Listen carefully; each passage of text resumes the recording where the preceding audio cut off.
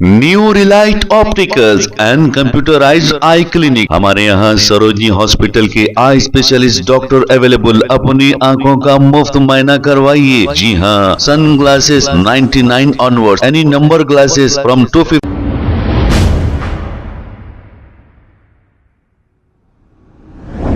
अस्सलाम वालेकुम नाजरीन, 7H न्यूज सच को रखे आपके आगे। नाजरीन, सैयद सलीम जो हक की बात करते हैं और ये हमेशा चर्चा में रहते हैं, इन्होंने एक अपना तफसीली बयान दिया है, इसे जरूर सुनिए। आइए देखते हैं ये रिपोर्ट। अस्सलाम वालेकुम दोस्तों, बहुत दिन के बाद आज मैं लाइव आया हूँ और ख़ास तौर से महाराष्ट्र के मुसलमानों के लिए ये मेरा वीडियो है। इसको ज़्यादा से ज़्यादा शेयर करें। सारे महाराष्ट्र के अंदर मेरा ये पैगाम वहाँ के मुसलमानों को पहुँचाएं। अज़ीज़ दोस्तों, इलेक्शन चल रहे हैं और इलेक्शन के अंदर कोई किस्म का मैनिफेस्टो या कोई किस्म का प्रोग्राम नहीं है। हमारे हैदराबाद से जो मजलिस इत्तेहादुल मुस्लिमीन के लोग गए हुए हैं, जैसे असदुद्दीन अवैसी, अकबरुद्दीन अवैसी, वहाँ पर सिर्फ़ और सिर्फ फ़िरक़ावाराना तक़ारीर की जा रही है। कोई मैनिफेस्टो नहीं है। कहा जा रहा है कि 15 मिनट बाकी है, वही पुराना। इस 15 मिनट की तकरीर और हिंदू देवी देवताओं को बुरा भला बोलने के बाद हिंदुस्तान का जो माहौल ख़राब हुआ था और आज तक वो माहौल ख़राब है। कई मुकामात के ऊपर मॉब लिंचिंग हुई, कई मुकामात के ऊपर जय श्री राम का नारा नहीं लगाने के ऊपर मारा गया, मुसलमानों को काटा गया, गौ रक्षक के नाम पे मुसलमानों को काटा गया। ये सारी चीज़ें अगर आप गौर करें तो मैं महाराष्ट्र के मुसलमानों से कहूँगा कि नबी करीम सल्लल्लाहु अलैहि वसल्लम की शान में वक्फे से जो गुस्ताखियाँ हिंदुस्तान में हो रही है, उसका ये इनकी तकरीर का रद्द अमल है। इन्होंने निर्मल आदिलाबाद में जो तकारीर की थी अकबरुद्दीन अवैसी ने, उन तकरीर के जवाब में उनके भगवानों को बुरा भला बोलने के बाद ये हिंदुस्तान का माहौल ख़राब हुआ और बीजेपी हुकूमत के अंदर आई। इस वीडियो को बता के सारे मुल्क के अंदर, नॉर्थ इंडिया में ख़ास तौर से ये वीडियो हर घर में, हर आरएसएस की शाखा में ये वीडियो एक दूसरे को भेजना जो है एक वो बन गया। और उसके बाद का नतीजा ये निकला कि यूपी के अंदर योगी की हुकूमत आ गई और वहाँ से हर थोड़े दिन के अंदर नबी करीम सल्लल्लाहु अलैहि वसल्लम की शान में गुस्ताखी हो रही है।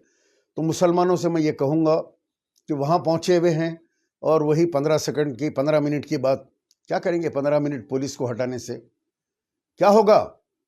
तेलंगाना के जैनूर में, आसिफाबाद में कुछ महीने पहले एक फसाद हुआ। सैकड़ों मुसलमानों के मकाना, दुकाना, सारे कारोबार जला दिए गए।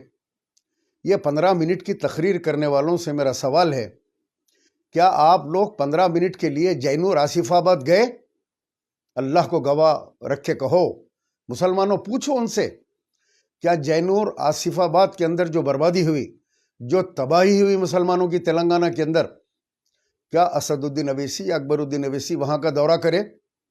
2 घंटे से ज़्यादा उन लोगों ने पुलिस को छूट दे दी। 15 मिनट नहीं, 120 मिनट उन लोगों को पुलिस ने मुकम्मल छोड़ दिया। एम्बुलेंस और फायर इंजन को भी अंदर जाने नहीं दिया। पुलिस दूर खड़ी भी रही बाउंड्रीज के ऊपर और उनको खुली इजाज़त दे दी 2 घंटे के अंदर जो चाहे कर लो, जितना चाहे जला लो, जितना चाहे सामान लूट लो। मस्जिदों को जला दिया गया। लेकिन ये लोग यहीं तेलंगाना के अंदर जाके जैनूर आसिफाबाद का दौरा नहीं किए, ना वहाँ के मुसलमानों के आंसू आज तक पहुँचे। अजीज़ दोस्तों, बुज़ुर्गों, मुल्क के हालात इस वक्त देखिए आप लोग, बड़े नाजुक दौर से हम गुज़र रहे हैं। तकरीर करके राह फ़रार इख्तियार करना और हैदराबाद सिक्योरिटी के अंदर वापस आ जाना और यहाँ पे आके दोनों भाई अपनी अपनी सिक्योरिटी के अंदर घर से निकलते हैं। 10-10 कमांडोज इनके साथ होते हैं, तो इनके ऊपर तो कुछ होने वाला नहीं है। लेकिन वो मुसलमान जो थोड़े थोड़े जो है जत्थों की शक्ल में अज़ला में, गाँव में रहते हैं और वहाँ जो कुछ होता है तो उसका अंजाम मुसलमानों को भुगतना पड़ता है, ये चले जाते हैं। महाराष्ट्र के अंदर बीजेपी बहुत कमज़ोर थी। बीजेपी को ताकतवर बनाने के लिए इनको बुलाया गया। ये लोग वहाँ पहुँचे और जो तकारीर हो रही है उससे बीजेपी को सांस लेने का मौका मिला। एक तरफ आप लोग गौर करें कि बीजेपी का वोट अब जो इत्तलात आ रही है एक तरफा हो गया है। ये 15 मिनट की तकारीर से वो लोग भी निकल गई है कि 15 सेकंड काफ़ी है। तो 15 मिनट 15 सेकंड पे इलेक्शन हो रहा है और एक नारा लगाया जा रहा है कि तेरा मेरा रिश्ता क्या, ला इलाहा इल्लल्लाह। ये इलेक्शन है। इलेक्शन के अंदर मैनिफेस्टो की बात करो, काम की बात करो। जिस तरह 10 साल पहले अकबरुद्दीन अवैसी आपने औरंगाबाद में एक बड़े ज़मीन के ऊपर एक पत्थर लगाया, संग बुनियाद रखा और कहा कि यहाँ बहुत बड़ा स्कूल गरीब बच्चों के लिए खोलूँगा मैं, कॉलेज भी खुलेगा, स्कूल भी खुलेंगे। 10 साल से उस पत्थर के ऊपर जो है कुत्ते बिल्लियाँ ये बैठ के जो गलाजत कर रहे हैं उस पर, उसकी बात नहीं की जाती।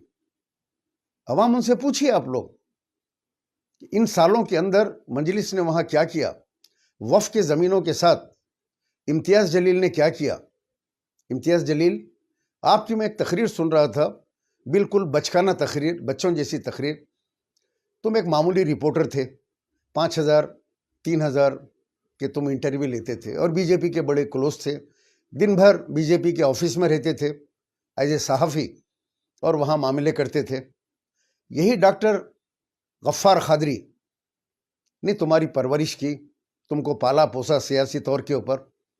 आज तुम वही गफ्फार खादरी की पीठ में छुरा घोंप दिए और आज तुम कहते हो कि ये एमएलए का इलेक्शन नहीं है, ये मंत्री का इलेक्शन है।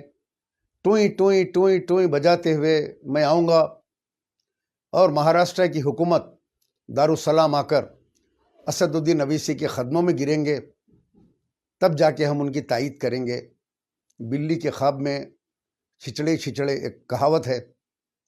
तुम्हारे लिए तो मैं सिर्फ एक शेर कहूँगा, इससे ज़्यादा तुम्हारे बारे में बोलना तुम्हारी जो है औकात नहीं है। कितने कमज़र्फ़ होते हैं ये गुब्बारे, कितने कमज़र्फ़ होते हैं ये गुब्बारे, चंद सांसों में फूल जाते हैं, कमीने उरूज पाते हैं तो अपनी औकात भूल जाते हैं। ये एक शेर समझ में आ जाएगा कि गफ्फार खादरी के जो एहसाना जमात के ऊपर, मजलिस इत्तेहादुल मुस्लिमीन के ऊपर जो उन्होंने काम किया, वहाँ पे आज उस हलक़े से जाकर डॉक्टर गफ्फार खादरी साहब को कट करके तुमने टिकट लिया। इसलिए लिया कि अभी जो पार्लियामेंट का इलेक्शन हुआ उस इलेक्शन में इस हलक़े से ज़्यादा वोट मजलिस को मिले। तुम्हारी नीयत ख़राब हो गई कि मैं एमएलए भी हार जाऊंगा, मैं तो एमपी हार गया, लिहाजा ये हलक़ा मैं चेंज कर लूँ। यहाँ डॉक्टर गफ्फार खादरी ने मेहनत करके मुझे ज़्यादा वोट यहाँ पे लाए हैं, तो लिहाजा ये हलक़ा मैं लूँ, इसमें जीत है। तो तुमने एक सीनियर जो है मजलिस के खादिम को पीठ में छुरा घोंपा और उस सीट के ऊपर आ गए। मैं औरंगाबाद के मुसलमानों से अपील करना चाहता हूँ, ऐ मुसलमानों, तुम्हारा एक वोट अगर इम्तियाज़ जलील को जाता है तो समझो बीजेपी को जाएगा। इसीलिए अपने वोट की हिफाजत कीजिए और अपना वोट एक तरफा डॉक्टर गफ्फार खादरी के हक़ में इस्तेमाल कीजिए, इसलिए कि जब वोट एक तरफ गिरेगा पूरा तो गफ्फार खादरी जीतेंगे, वरना बीजेपी जीत जाएगी। ये बात मेरी लिख के रख ली आप। शोलापुर के मुसलमानों, इनके जज्बाती नारों में मत आओ। ये नारे लगा के चले जाते हैं, जब माहौल ख़राब होता है तो नज़र नहीं आते। यूपी के हालात देखिए आप, 100 सीट के ऊपर इलेक्शन लड़े, वहाँ हालात ख़राब हो गए। यूपी में योगी की हुकूमत बन गई, बुलडोज़र चल गए, सैकड़ों हज़ारों मकानात तोड़ दिए गए, लोगों को जेलों में बंद कर दिया गया। क्या कभी निकल के असदुद्दीन अवैसी यूपी का दौरा किए? कहीं जाके बुलडोज़र के सामने ठहर गए कि मैं यहाँ पे मुसलमानों के घरों के ऊपर बुलडोज़र चलने नहीं दूंगा? बल्कि आज तक वो यूपी में नज़र नहीं आए। फिर इलेक्शन आएगा तो फिर यूपी में कोई नया नारा लेके यूपी में आएंगे, और जिन लोगों के साथ इत्तेहाद का नारा देते हैं वो लोग बीजेपी के लोग हैं। एक वक्त में कशवाहा के साथ इत्तेहाद की बात करें कि ये पार्टी के साथ मैं इत्तेहाद कर रहा हूँ, वो बाद में बीजेपी ज्वाइन कर लिया। यानी बीजेपी के लोग मिल के इनके साथ ये इत्तेहाद करते हैं।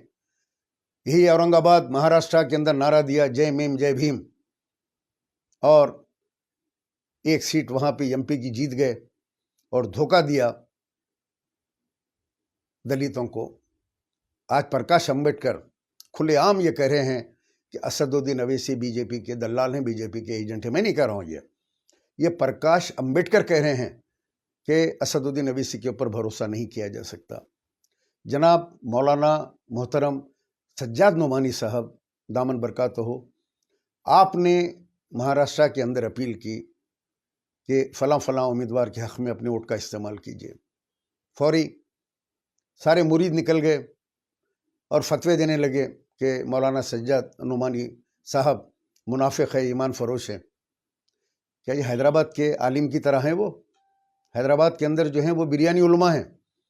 इनको सीटी बजाते हैं तो सारे दारुसलाम में भाग के आते हैं, हाथ बन के ये बैठ जाते हैं खदमों के अंदर, दारुसलाम के अंदर, और जो बयान चाहे वो देते हैं। लेकिन मौलाना सज्जाद नोमानी साहब एक बेहतरीन स्कॉलर हैं, एक आलिम हैं, उनकी बात के ऊपर लब्बैक कही है। इम्तियाज़ जलील अंदरूनी बीजेपी का आदमी है, ये आप लोगों ने देख चुके हैं आप लोग कि हमेशा फडणवीस के साथ अपने घर पे भी बुलाते हैं, ऑफिस में भी जाते हैं, फैला लेके जाते हैं, और बीजेपी से कई काम अपने करवा के आज करोड़पति बन गए।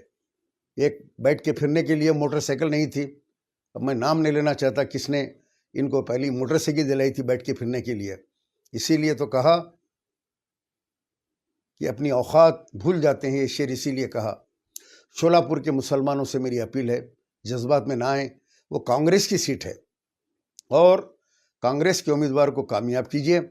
आपके काउंसलर्स भी वहाँ पे हैं, और वो सीट शिंदे साहब की बेटी जो एमपी बन गई, वो सीट खाली हुई, और उस सीट के ऊपर जज्बात में मत आइए।